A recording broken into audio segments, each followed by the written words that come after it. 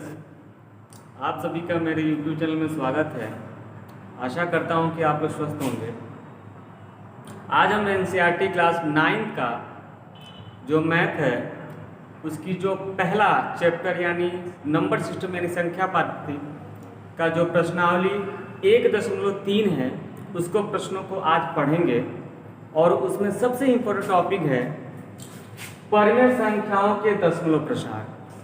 देखिए ये 9th में तो पढ़ेंगे ही पढ़ेंगे, साथ में ये 10th में भी पढ़ेंगे। बहुत ही इम्पोर्टेंट टॉपिक है, बहुत ही आसान है। इसको आसान विधि से समझेंगे कि एक बार इसको समझ गए तो फिर आप कभी भी इसको भूल नहीं सकते। उम्मीद है तो आइए इसको आज समझा जाए। देखिए थोड़ा सा कंसेप्ट को समझ लीजिए, थोड़ा सा फिर प्रश्नों को समझा जाएगा।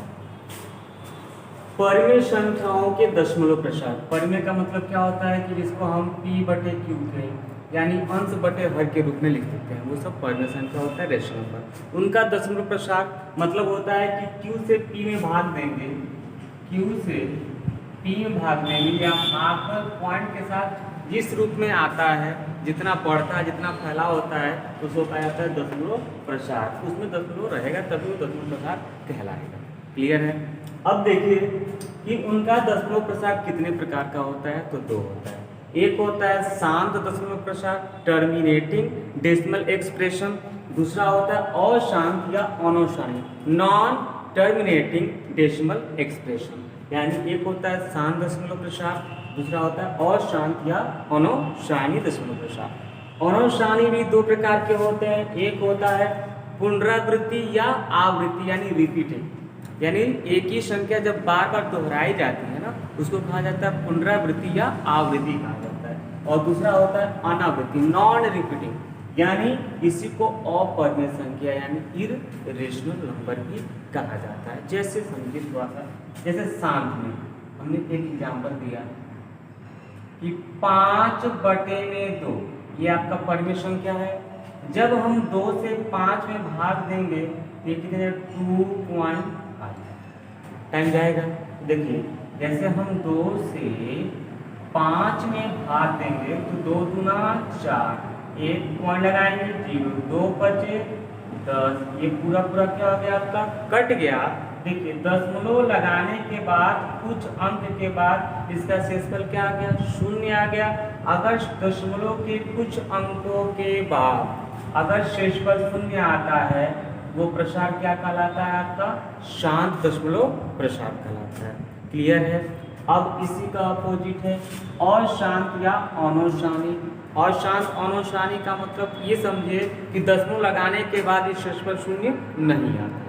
क्लियर है? अगर दशमलव लगाने के कुछ अंक के बाद शेषफल 0 आ जाए तो शांत है, अगर 9 आए तो अशांत है। और शांत में भी 2 होता है, एक आवृत्ति होता है, एक अनावृत्ति होता है। आवृत्ति जब एक ही संख्या बार बार आए, जैसे एग्जाम्पल में देख लीजिए 1/3 ये भी आपका परिमेय संख्या है। तो हम जब इसमें 3 से भी 1 में भाग देंगे, भाग तो जाएगा नहीं क्योंकि ये जो आपका भाज्य भाजक से क्या है छोटा है, तो हम पॉइंट लगाएंगे। पॉइंट आने के बाद ये अपने आप को एक जगह 0 दे देगा। अब इसको भाग दीजिए 3 3 9, फिर 1 आ गया, फिर जगह लगाएंगे 3 3 9, फिर 1 आ गया, फिर 0 लगाएंगे 3 3 9। और देखिए जितनी बार भाग देंगे ना इसका जो मान आएगा 0.33 डॉट डॉट डॉट ऐसे ही बढ़ता जाएगा आपका। यानी आप जितनी बार भाग देंगे शेषफल तो 0 आ ना सकता है क्योंकि ये तो अशांत है। अब इसमें आवृत्ति का मतलब होता है कि पॉइंट लगाने के बाद जब एक ही संख्या बार बार आती है, जब देखिए जितनी बार भाग देंगे उतनी बार 3 3 3 ऐसे dot dot dot so on बढ़ता जाएगा।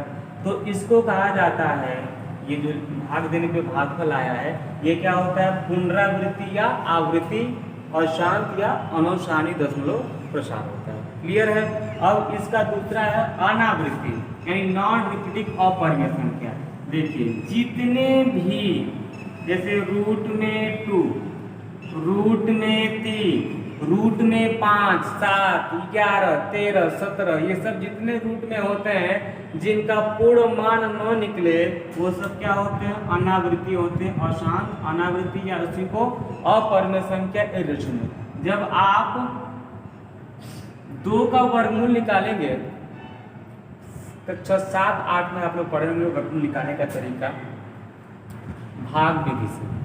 जब आप उससे निकालेंगे तो जाहिर सी बात लोग याद करते हैं 1.414 ऐसे डॉट डॉट डॉट और भी अंक बढ़ता जाएगा आपका।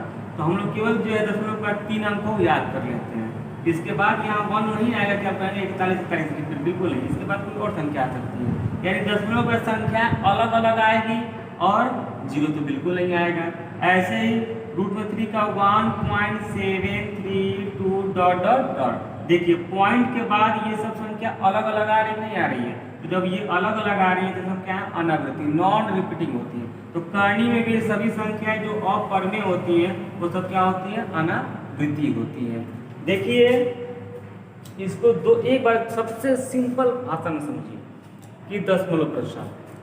जब हम किसी संख्या से किसी अन्य संख्या में भाग देते हैं और दशमलव लगाने के कुछ अंक के बाद अगर शेषफल 0 आ जाए तो वो शांत दशमलव प्रसार है, शेषफल 0 न आए तो वो अशांत या अनाशानी दशमलव प्रसार है। बस एकदम क्लीन, इतना ही याद कर लीजिए आप लोग।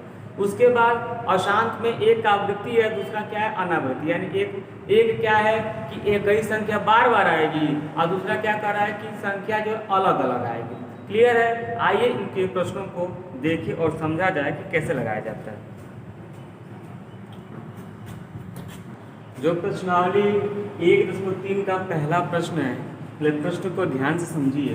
निम्नलिखित भिन्नों को दशमलव रूप में लिखिए और बताइए कि प्रत्येक का दशमलव प्रकार किस प्रकार का मतलब है, तो शांत है कि अशांत है। तो हम पहले क्या करेंगे, देखिए इसमें कुल 6 प्रश्न हैं जिसमें से हम 3 प्रश्नों को आपको समझा रहे हैं और इस उम्मीद से कि आगे वाले प्रश्न आप लगा लेंगे। अगर नहीं आएगा तो आप हमसे पूछ सकते हैं। पहला प्रश्न है 36/100, यानी हमको 100 को 36 से क्या करना है, भाग देना। तो हम 100 से पहले क्या करेंगे, 36 को भाग देंगे तो भाग जाएगा नहीं।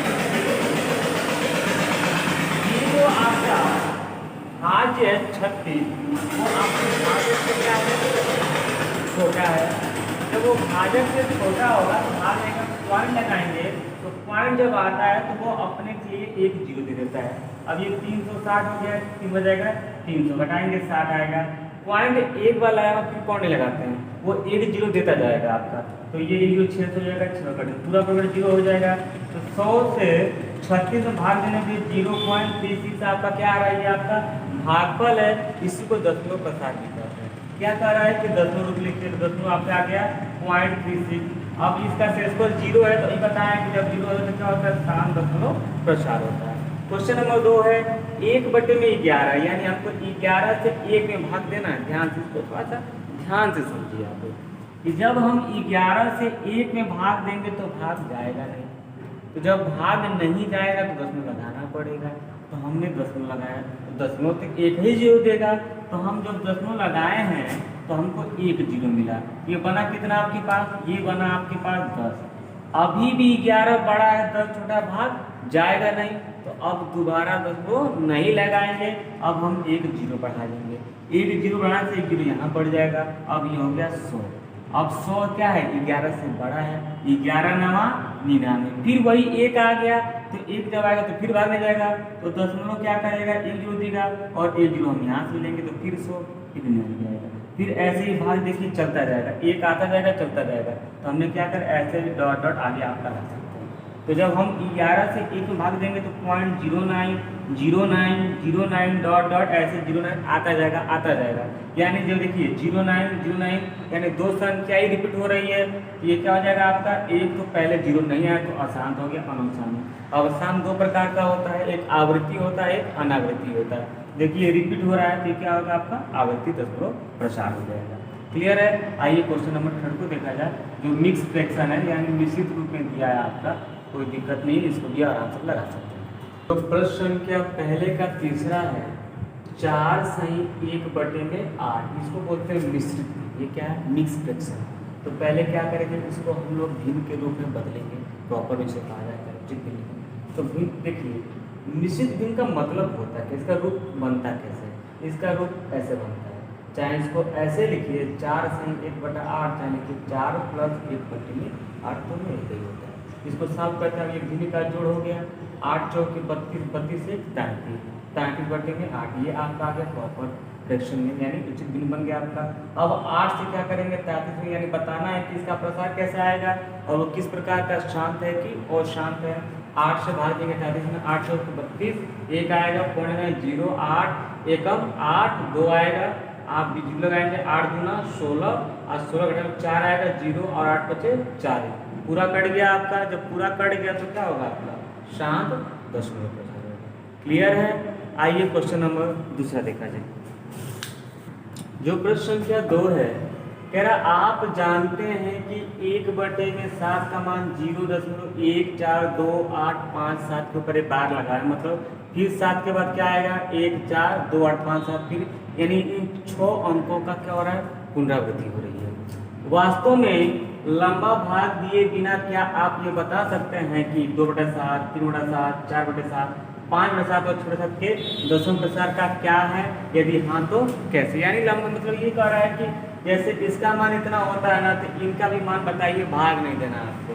तो कैसे लगाएंगे ध्यान देखिए, आपको 1/7 का मान दिया है 0.142857 को कैसे बार लगा दिया, ये दिया है। आपसे पूछा है 2/7, 2/7 का मतलब क्या होता है 2 गुणे में 1/7, इसकी वैल्यू ऊपर हमको दे दिया गया है 2 इंटू में 0.142857, मल्टीप्लाई कर लीजिए आप लोग। मल्टीप्लाई करेंगे 2 से इसमें 2 सत्ते 14, 2 पचे 10 1 11, 2 अटे 16 1 17, 2 दूना 4 1 5 और 14 करेंगे तो कितना आएगा 28। ये हो जाएगा कितना आपका पहला उत्तर। इसी प्रकार 3/7, 3 गुणे में 1/7, ये हो जाएगा आपका 3 गुणे में 0.142857, इसका मल्टीप्लाई कर लीजिए आप लोग। तो 3 सत्ते 21, 3 पचे 15 2 17, 3 अटे 24 1 25, 3 दूना 6 और 2 8, 3 चौके 12 और ये हो जाएगा आपका 4, ये हो जाएगा आपका। इसके ऊपर बार लगा दीजिए, ये आपका। ऐसे पूछा 4/7, 4 गुणे 1/7 है, तो ये हो जाएगा आपका 4 गुणे 0.142857, ये आपका कितना आ जाएगा 4 सत्ते 28, 4 पचे 20 और 2 22, 4 अठे 32, 32 और 2 34, 4 दूना 8 3 11, 4 चौके 16 1 17, आ जाएगा ये हो जाएगा 5 पॉइंट में, ये आपका हो जाएगा 1/4। आइए अगला देखा जाए 5/7 का। इसी प्रकार जो आपका अगला है 5/7 और एक है आपके पास 6/7, वो ऐसे करना है। तो आप लोग इसका उत्तर हमको कमेंट बॉक्स में लिख के बताइए कि इसका उत्तर कितना आ रहा है। ऐसे ही मल्टीप्लाई किया है, ठीक है। उत्तर जरूर दीजिएगा कि आपको ये प्रश्न समझ में आया कि नहीं आया। अगर नहीं आएगा तो इसका विवरण करके आपको बताया जाएगा। आइए क्वेश्चन नंबर 3 देखा जाए। जो प्रश्नावली 1.3 का क्वेश्चन नंबर 3 है, बहुत ही इम्पोर्टेंट प्रश्न है, मोस्ट इम्पोर्टेंट कहिए। क्लास 9 के लिए भी, अगर आप आगे चल के एक दिवसीय परीक्षा में बैठते हैं तो उसमें भी एक प्रश्न जो है पूछा जाता है कि निम्नलिखित को P/Q का मतलब होता है परमेय संख्या के रूप में व्यक्त कीजिए, जहाँ P और Q क्या इंटीजर्स पूर्णांक तथा Q का मान 0 नहीं होना चाहिए। प्रश्न में कह रहा है कि ये जो दिया है ना आपको, इसको लिखना है बटे के रूप में, P/Q के रूप में। 3 प्रश्न है, तीनों ही बहुत ही महत्वपूर्ण है। पहले एक प्रश्न को ध्यान से समझिए कैसे लगाया जाता है और इसी प्रकार इन दोनों को भी लगाने का प्रयास कीजिएगा। पहला प्रश्न है 0.6 के ऊपर बार, जिस अंक के ऊपर बार लगा होता है उसका मतलब होता है कि उस संख्या की पुनरावृत्ति होती है, उस संख्या को हम जितनी बार चाहें उतनी बार लिख सकते हैं। यानी इसी को याद करके 0.66 डॉट डॉट मतलब जितनी बार 6 चाहे उतनी बार, चाहे इसको ऐसे लिखिए चाहे इसको ऐसे लिखिए, दोनों में कोई अंतर नहीं है। अब हम क्या करेंगे, इस वाले को कुछ मान लेंगे, एक्स वाई जेड जो भी मानना है, माना x बराबर 0.66 डॉट डॉट समीकरण नंबर 1 बनाएंगे। उसके बाद करते क्या है, दशमलव, देखिए दशमलव के पहले कुछ भी नहीं है, शून्य है, तो प्रयास ये करेंगे कि दशमलव के पहले कुछ अंक लाने का प्रयास करेंगे। वो कैसे आएगा कि दशमलव को हम क्या करेंगे, इसको पीछे की तरफ लेके जाएंगे। तो यहाँ ध्यान से समझिए कि जब भी दशमलव को आगे या पीछे ले जाना हो तो दो ही चीज़ करते हैं। अगर दशमलव को आगे ले जाना है तो भाग दिया जाता है, और दशमलव को जब पीछे ले जाते हैं तो क्या करते हैं, गुणा करते हैं। और जितने अंक पीछे आगे ले जाते हैं उतने जीरो से, जीरो का मतलब होता है 10 के मल्टीपल से, जैसे 10 अगर एक जीरो है तो 1 दशमलव आएगा, 2 मतलब 100, 3 मतलब 1000। तो हमको दशमलव को पीछे लेके जाएंगे तभी तो हमको एक अंक यहाँ मिलेगा। हम क्या करेंगे, एक अंक मतलब एक जीरो मतलब 10 से दोनों को गुणा कर देंगे, ये 10x 10 इंटू 0.6। जब इससे गुणा करेंगे तो ये एक का अंक जीरो है, ये पॉइंट खसक के क्या हो जाएगा, एक अंक इधर आ जाएगा, यानी 6.66 डॉट डॉट। अब देखिए हम दशमलव की इधर क्या था, जीरो था, अब दशमलव के लिए क्या गया, 6 अंक मिल गया हमको। अब ध्यान देखिए इस वाले को हम इस रूप में भी लिख सकते हैं, चाहे 6.66 लिखिए डॉट डॉट, और चाहे 6 + 0.6 लिखिए, दोनों बात देखिए। इस वाले को देखिए ऊपर हमने क्या माना, इस वाले को हमने x माना है। देखिए इसके पूरे जगह पर हमने क्या लिख दिया, x, समीकरण 1 से x लिख दिया। x वाले को दूसरे पक्ष में लेके जाएंगे तो प्लस का उल्टा माइनस होता है। यहाँ पे कुछ नहीं तो एक क्या होता है, हाइड होता है, छिपा होता है, एक को लिखा नहीं होता है। जब इसको घटाएंगे तो 9x, ये 6 हो जाएगा। 9 को जब दूसरे पक्ष में जाएंगे तो क्या हो जाएगा, 9, 6/9, 3 दूना 6, 3 तरीके 9, तो x का मान कितना आएगा, 2/3। यानी जब 3 से हम 2 में भाग देंगे ना हमको क्या मिलेगा, 0.6 के ऊपर भाग मिलेगा। इसी को कहा जाता है p/q के रूप, q का मान 0 भी नहीं आया है। और इसी प्रकार आप क्वेश्चन नंबर 2 और 3 को भी लगा सकते हैं।